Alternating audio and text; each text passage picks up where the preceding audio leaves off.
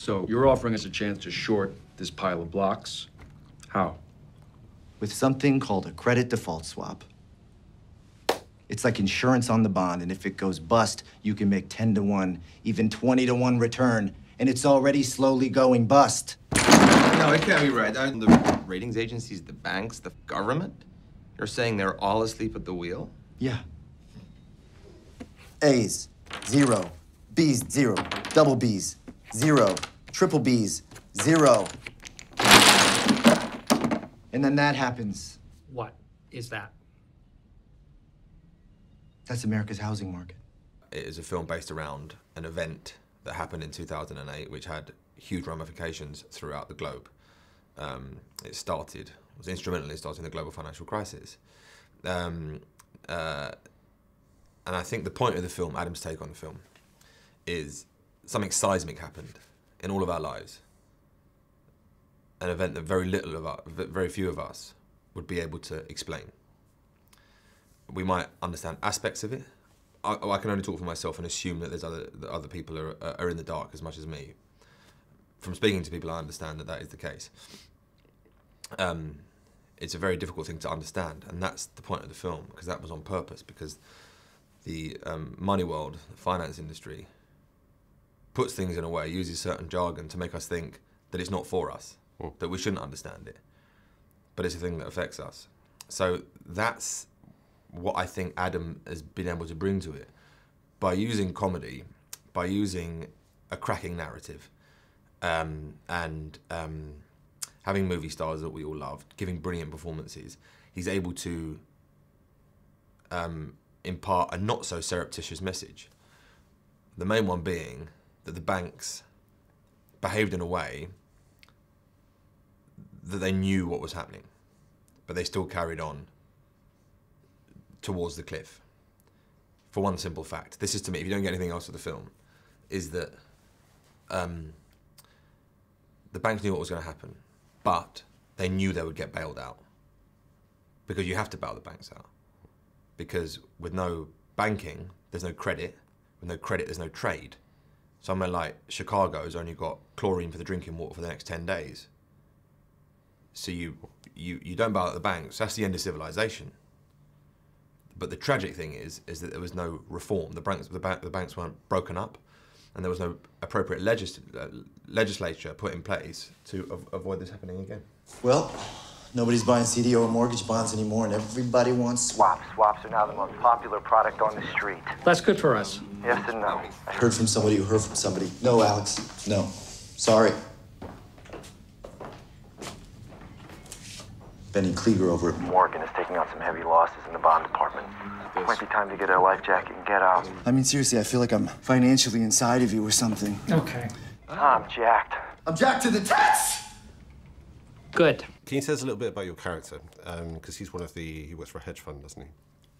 He does. He works for the hedge fund, which is run by Steve Carell's character, called Mark Baum in the film, in real life, Steve Eisman. I play a real guy, a delightful man called Danny Moses. And I want to say something about Danny Moses. The film has a lot of improvisation in, right? And Adam McKay comes from a very improvisational background in his films. That, you know, there's a lot of improvisation on something like Anchorman and Step Brothers and stuff. There's a bit in the film where I improvise the fact that I have a swollen epididymis on my testicle, and I had to go to the doctors to get it sorted out. For the record, Danny Moses, as far as I know, has never had a swollen epididymis.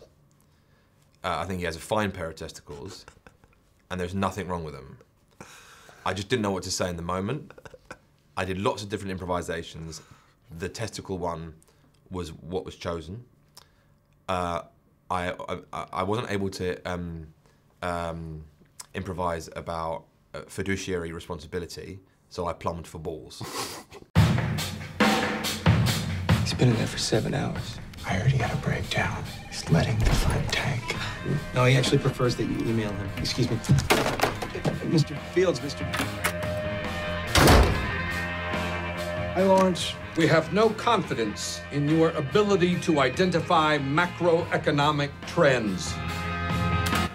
You flew here to tell me that? Why? Anyone can see that there's a real estate bubble. Actually, no one can see a bubble. That's what makes it a bubble. That's dumb, Lawrence. It's always markers. Mortgage fraud, quintupled since 2000, and the average take-home pay is flat, but home prices are soaring. That means the homes are debt, not assets. So Mike Burry, a guy who gets his hair cut at Supercuts and doesn't wear shoes, knows more than Alan Greenspan and Hank Paulson. Yeah, Dr. Mike Burry, yes, he does. What kind of research did you do for the role? Because obviously most of the characters are either real people or based on real people, at least. I mean, did you get to meet your real-life counterparts? Did, yeah. Danny, who I played, was there a lot, yeah. And a lot of the guys were there a lot and on set. And you know, Danny Moses and a lot of the guys who work for that fund are people that you'd want to hang out with, people to have a beer with. Even though they essentially benefited hugely financially from other people's misery. 2 million Americans lost their homes, many more throughout the world. And these people saw what was going to happen, and they shorted it. For those people who don't know, to short is to bet against. They bet against the global housing industry. And it was a hugely, keep going back to ballsy move that could have failed. And they made a great deal of money. But those boys still work in finance, for the love of it. You're running around like you have to right every wrong in the world. Okay. How angry. Fine. You know what? I'm a mean guy, and I'm pissed off. You have no idea the kind of crap people are pulling, and everyone's walking around like they're in a damn Enya video. They're all getting screwed, you know. You know what they care about? They care about the ball game. Or they care about what actress just went into rehab. It's quite hard to pick a hero of the piece, isn't it? Because there are so many people, so many sort of nefarious characters around it. If there is one at all, it's possibly Steve Carell's character. I'll say, yeah, Steve Carell's character is absolutely the hero. But it's worth remembering. He probably took home $200 million of money on his own. Okay, so that's the interesting thing of the film, is that yeah, we do root for these people because he operates from an anarchic place, and I think that's his motivation, his anarchy, wanting to expose the banking industry, and but he still made a lot of money. Ben Rickard. Hey Ben, it's Jamie. Jamie, you know you're not supposed to use this line. Told you. Okay, let's try number 2 out of 14. Ben Rickard. Ben, why do you do that, man? I mean, you're a retired trader, okay? No one is listening to your calls. The NSA has $52 billion budget and the ability to monitor Tens of million calls a second. Do you think they're not using it? I promise I will refrain from saying Ben Rickard and Dirty Bomb in the same sentence. So just finally, what are you working on next? I am going to do a show for Showtime in America called Roadies, which is written and directed by Cameron Crowe, which is centered around a major rock tour, but you never see the band, you only see the people that work backstage. Right. Yeah. Sounds tricky. Yeah, because Cameron, obviously, you know, almost famous, and he was a journalist for the Rolling Stone for a long time as a child, which is what, as a young man, which is what Almost Famous is based on. So it's kind of, you know, it's the acme of his interest, and I think it's could be exciting. Who knows?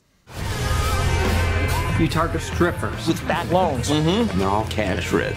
Not going to be able to refinance. On all my loans? What do you mean all your loans? I have 5 houses and a condo.